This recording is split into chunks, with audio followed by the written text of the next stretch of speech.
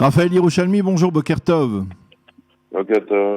Les rumeurs persistantes sur un marché entre Israël et le Hamas ne cessent d'être mentionnées dans les médias israéliens, dans la presse israélienne de ces derniers jours, avec de plus en plus de détails.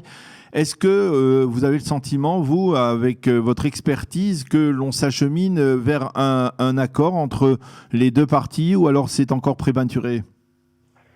Alors, il y a certainement un pas en avant fait par le Hamas, dans la mesure où c'est même eux qui ont pris l'initiative de renouveler les négociations pour la récupération des cadavres de nos soldats, la libération des 2 citoyens israéliens détenus chez eux en otage.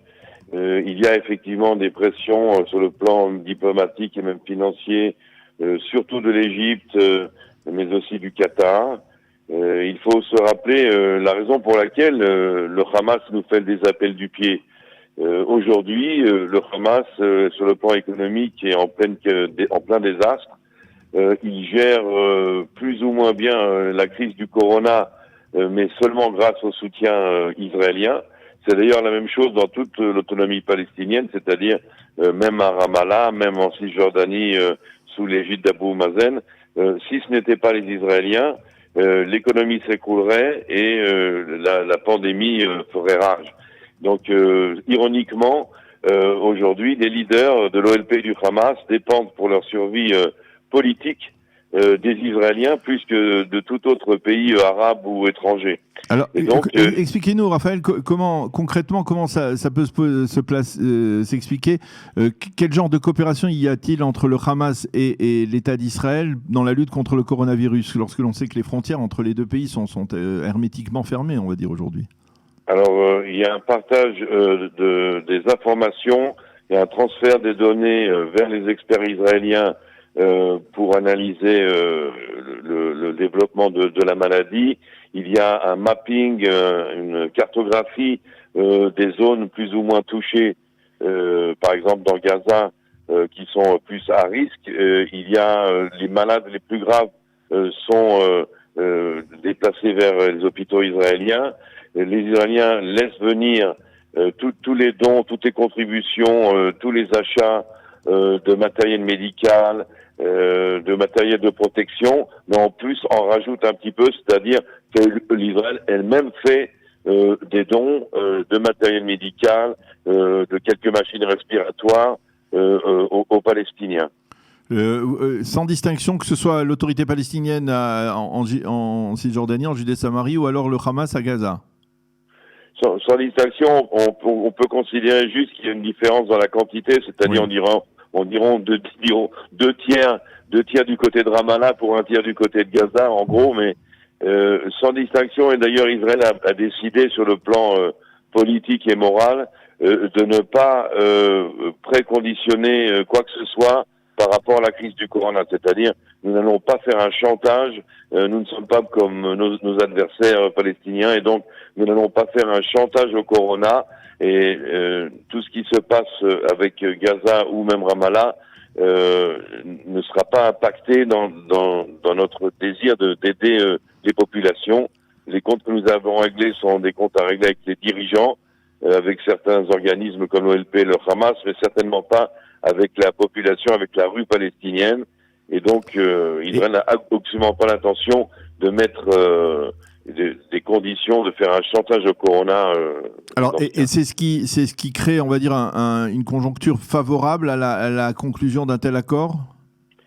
Alors, il y a énormément de pourparlers, de négociations secrètes. Les familles des victimes et des Israéliens détenus ont été mises au courant par les autorités israéliennes. Je doute fort d'un résultat, dans la mesure où, pour l'instant, le Hamas demeure trop exigeant. On est d'accord pour se libérer certains prisonniers qui seraient des gens âgés ou des femmes ou des mineurs, mais certainement pas ce que le Hamas demande encore pour l'instant, 250 terroristes avec du sang sur les mains, dont une partie en plus sont des terroristes qui ont déjà été repris après avoir été libérés dans l'affaire du soldat Shalit.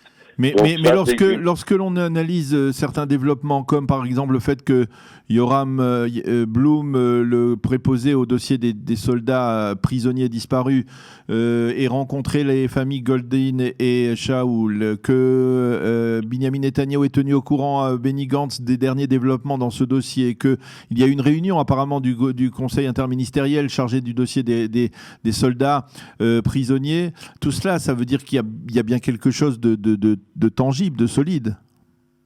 Oui, on est en plein marchandage, c'est ce que je suis en train d'expliquer, c'est que pour l'instant, donc on est en plein négociation, c'est-à-dire il se passe quelque chose, mais pour l'instant, à moins qu'il y ait quelque chose que je ne sache pas, ce qui est probable, car il y a peut-être quelque chose de secret qui est en train de se développer dans ces négociations.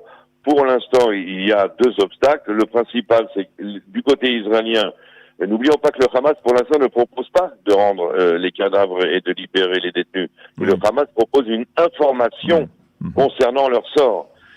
C'est pas la même chose. Alors, Israël n'est pas d'accord. Israël est d'accord pour une négociation d'aller jusqu'au bout tout de suite et pas avoir une information. On veut tout de suite clore l'affaire. Or, pour l'instant, si on veut clore l'affaire, le prix demandé par le Hamas est exorbitant, n'est pas nécessairement acceptable dans la conjoncture actuelle politiquement, à moins qu'il y ait un revirement sur le plan politique en Israël au sein donc des députés et qu'ils décident d'accepter les conditions du Hamas, lesquelles sont, je le répète, libération de 250 terroristes extrêmement dangereux qui, une fois libérés, posent une menace pour la sécurité du pays. Alors, on parle de la bande de Gaza, donc on comprend qu'il y a quelque chose qui se passe, mais on n'est pas encore proche d'un accord. Mais il y a aussi ce qui se passe en Judée, en Samarie, en Cisjordanie. Et là, je voudrais avoir votre éclairage. L'autorité palestinienne d'un côté critique Israël, y compris lié dans la crise à propos de la crise du coronavirus, et de l'autre côté, eh bien, vous dites qu'il y a une coopération entre les deux. Comment on explique ce paradoxe et d'une manière générale, est-ce que vous avez le sentiment, vous, que cette crise du coronavirus a on va dire, quelque peu apaisé, on va dire, certaines tensions entre les Palestiniens et les Israéliens ? Oui, c'est évident qu'il y a sur le plan psychologique, nous réalisons tous que nous sommes dans le même bateau et que le coronavirus, lui, ne fait pas de distinction entre les gens, c'est certain. Mais en fait, pas grand-chose a changé, car l'OLP et le Ramallah de Abou Mazen ont toujours joué un double jeu et tenu un double langage. Il y a toujours eu, par exemple, la coopération sécuritaire et d'autres arrangements sur le plan économique et financier entre les Palestiniens et nous. Ce n'y a jamais empêché Abou Mazen de prendre la tribune à l'ONU ou à l'Élysée où il était invité pour déverser sa haine et son adversité envers Israël. Donc là, rien de nouveau. Nous avons toujours eu des rapports excellents avec le personnel médical palestinien, avec même certains hommes d'affaires palestiniens. Il y a des échanges à tous les niveaux de chaque côté de la ligne verte. En tous les cas, les choses se passent de façon de coexistence pacifique, ce qui n'empêche pas toujours, allant à l'inverse, d'avoir sur les réseaux sociaux financés par l'OLP une campagne de haine antisémite qui n'a rien à envier aux campagnes antisémites de l'époque nazie. Donc il faut s'habituer à ne pas savoir sur quel pied danser. Et je pense que l'explication est très très simple. Au niveau des dirigeants actuels qui sont des vieux de la vieille école de l'époque d'Arafat, nous ne pouvons pas espérer grand-chose. Nous ne pouvons pas espérer un véritable changement d'attitude. Il faudra espérer et attendre peut-être une nouvelle génération de dirigeants palestiniens. Au niveau des dirigeants, nous avons affaire à des gens qui détestent Israël et qui sont même carrément antisémites. Au niveau de la rue palestinienne, malgré les influences de cette propagande du régime d'Abou Mazen, au niveau de la rue palestinienne, il n'y a pas de volonté d'émeute, pas d'intifada, aucune réponse aux appels à la violence. Il y a un désir d'améliorer les conditions de vie, un désir d'avoir un futur meilleur, dont chaque Palestinien sait que sans Israël, il n'y arrivera pas. Il a besoin d'avoir la paix avec les Israéliens et même la coopération des Israéliens si jamais il veut s'en sortir. Et la jeunesse palestinienne aujourd'hui n'aspire pas au djihad, n'aspire pas au suicide. La jeunesse palestinienne d'aujourd'hui veut ressembler à la jeunesse israélienne d'aujourd'hui. Est-ce que sur le plan sanitaire, on a des données précises, fiables sur le nombre de malades, le nombre de victimes du coronavirus dans les territoires palestiniens, que ce soit en Cisjordanie ou à Gaza?